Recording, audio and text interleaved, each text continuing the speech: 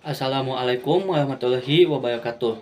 Saya Aksan Fili Satrian dari kelas atau semester 3B dari Fakultas Hukum Universitas Sri Kencana Cianjur. Baik, di sini saya akan mereview jurnal hukum pidana yang berjudul Kebijakan Hukum Perbuatan Pelecehan Seksual atau Catcalling dalam Perspektif Hukum Pidana yang ditulis oleh Yuni Kartika dan Andi Najimi dari Universitas Jambi. Baik, langsung saja. Pelecehan seksual merupakan bentuk tingkah laku yang mengandung seksual yang tidak diinginkan oleh objeknya. Permintaan untuk melakukan perbuatan seksual, baik secara lisan maupun fisik, di tempat kejadiannya bisa di ruang publik dan sering terjadi kepada perempuan.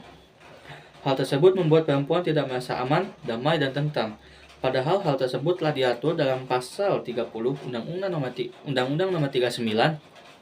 Tahun 1999 tentang Hak Asasi Manusia.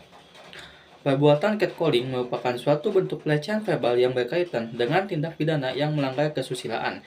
Catcalling merupakan suatu perbuatan seperti melontarkan kata bersifat porno atau seksual maupun perilaku genit, gatal, dan centil kepada orang lain yang menimbulkan rasa tidak nyaman. Ini dikategorikan sebagai street harassment. Adapun pasal-pasal yang bisa digunakan dalam menangani perkara catcalling.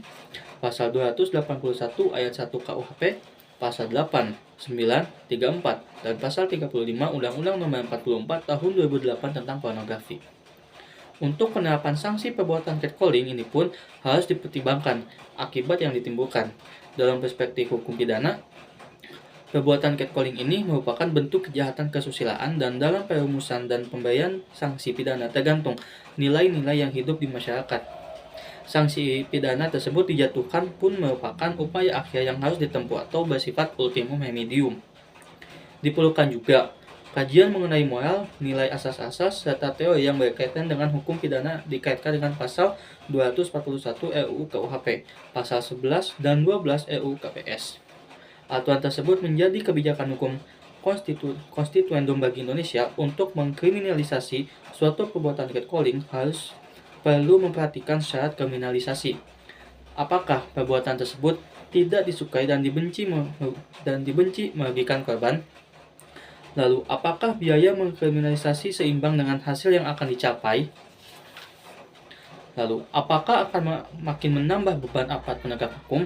Dan juga, apakah menghambat cita-cita bangsa sehingga membahayakan bagi masyarakat?